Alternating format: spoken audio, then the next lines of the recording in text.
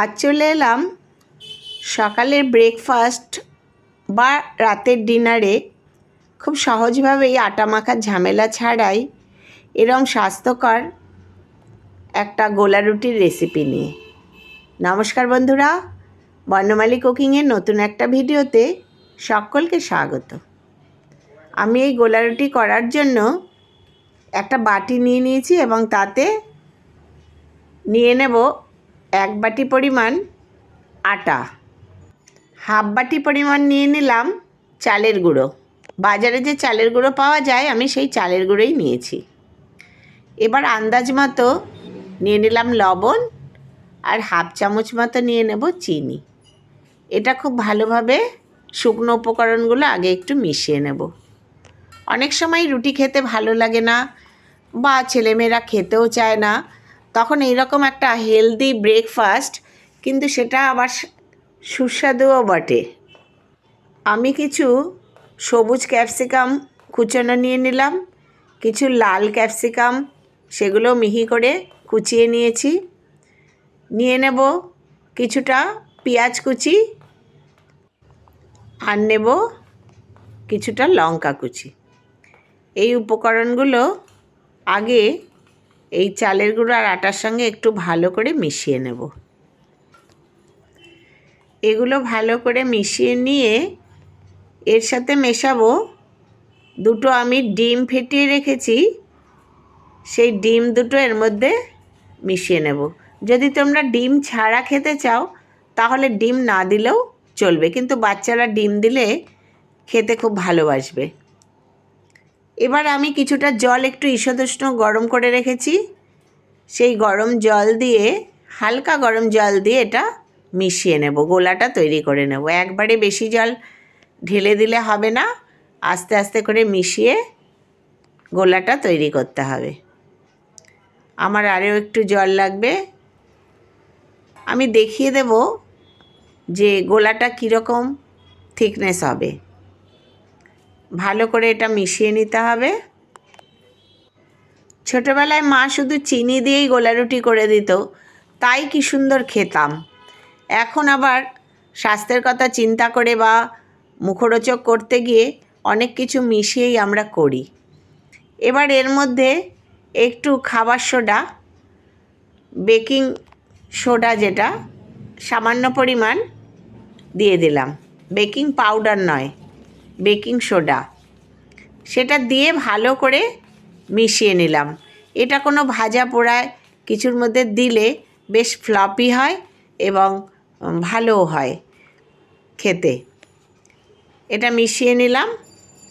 আর আমি মেশাবো একদম টাটকা কারি পাতা, ধুয়ে নিয়েছি গাছ থেকে ছিঁড়ে, সেই কারি পাতা কিছুটা দিয়ে দেবো। এই ক্যাপসিকাম এবং কারি পাতা, পেঁয়াজ এগুলোর সাথে মিলেমিশে স্মেলটা অনেকটা সাউথ ইন্ডিয়ান ধোসার মতো খেতে হবে।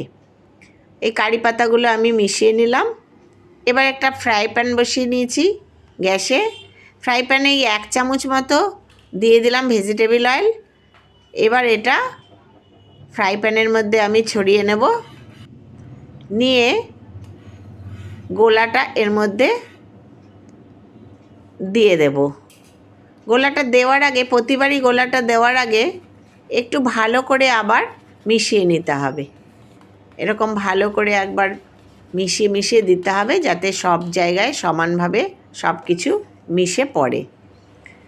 এবার একটা ডাব্বু হাতা দিয়ে এই 2 হাতা মতো দিয়ে হাতার পেছনটা দিয়ে একটু ঘুরিয়ে ঘুরিয়ে যেমন করে ধোসা ছড়ায় সেরকমভাবে একটু ফ্রাই প্যানে হালকা পাতলা মতো করে ছড়িয়ে দিলে এটা খেতে ভালো হবে। বেশি মোটা হলে সেটা খেতে খুব একটা ভালো হয় না, তাই একদম ছড়িয়ে ছড়িয়ে পাতলা করে দিতে হবে।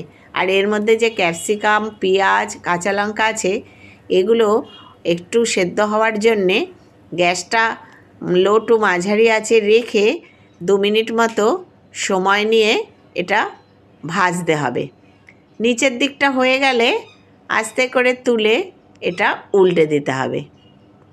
চারপাশটা দেখুন একটুখানি যখন এরকম লাল লাল মতো হবে তখন এটাকে উল্টে দিতে হবে। কি সুন্দরভাবে উঠে যাচ্ছে, এই যে উল্টে দিলাম। এবার ওই পাশটাও আবার সেঁকে নিতে হবে। দুপাশটাই ভালো করে উল্টে পাল্টে এরকম সেঁকে নিলে খুব সুন্দরভাবে খেতে হয় এই গোলা রুটি। আর যে কোনো ছুটির দিনে হোক বা বাচ্চাদের টিফিনে হোক, এমনকি রাতের ডিনারেও এটা খুব ভালোভাবে খাওয়া যায়। কিছুই লাগে না, এর সাথে একটু সস দিয়েই খেয়ে নেওয়া যায়, এত সুন্দর ফ্লেভার হয়। একই রকমভাবে আমি আরও একটা করে দেখাচ্ছি। আর কারি পাতার বদলে এটাতে ধনে পাতাও ব্যবহার করা যায়। আমি একটু সাউথ ইন্ডিয়ান ফ্লেভার আনার জন্যে ক্যাপসিকামের সাথে কারি পাতা মিশিয়ে করি, তাতে খেতে খুব ভালো হয়, আমরা খুব ভালো খাইও। আবার একটা এরকম দু হাতা নিয়ে নেড়ে দিলাম, পেছনটা দিয়ে এইভাবে ছড়িয়ে দিয়ে হতে দিতে হবে। এইভাবে সবগুলো গোলা রুটি আমি এক এক করে নেব। খুব সহজেই করে নেওয়া যায় এবং কিন্তু খেতে খুব দুর্দান্ত হয়। একবার যারা করে খাও তো তারা জানোই, যারা এখনও করনি তারা আমারটা দেখে করে ফেলো এবং কমেন্টে জানিও কেমন হলো। আশা করছি খুবই ভালো হবে। একই রকমভাবে করতে পারো, খুবই সুন্দর হবে। এক এক করে আমি সবগুলোই এবার ভেজে নেব। আমার আজকের রেসিপি যদি তোমাদের ভালো লাগে তাহলে প্লিজ লাইক, কমেন্ট এবং শেয়ার করো। সাবস্ক্রাইব করে আমার পাশে থাকার জন্যে অনুরোধ জানালাম। যারা নতুন বন্ধু দেখছো তারা লাইক করো ভিডিওটি ভালো লাগলে, এবং সাবস্ক্রাইব করার জন্য অনুরোধ করলাম। যারা পুরনো বন্ধু, যারা আমার ভিডিও দেখো, তাদের জন্য রইল অনেক শুভেচ্ছা। এরকম করে আমি এটাও আমার হয়ে গেল, উল্টে পাল্টে আমি করে নিলাম। এই রকম গোলা রুটি খেতে খুবই টেস্টি হয়, আর ছুটির দিনে করাই যায় বা বাচ্চাদের টিফিনেও করে দেওয়া যায়। এক এক করে আমি সবগুলোই ভেজে নেব। এটার সাথে কোনো কিছুই লাগে না, একটু সস দিয়ে নিলেই হয়ে যায়, বা অনেক সময় সাদা আলুর তরকারি করে তার সাথেও খাওয়া যায়। কাজ কমানোর জন্যে কোনো তরকারি ছাড়া এমনি সস দিয়েও খেয়ে নেওয়া যায়। আমি এক এক করে সবগুলো এবার করে নেব।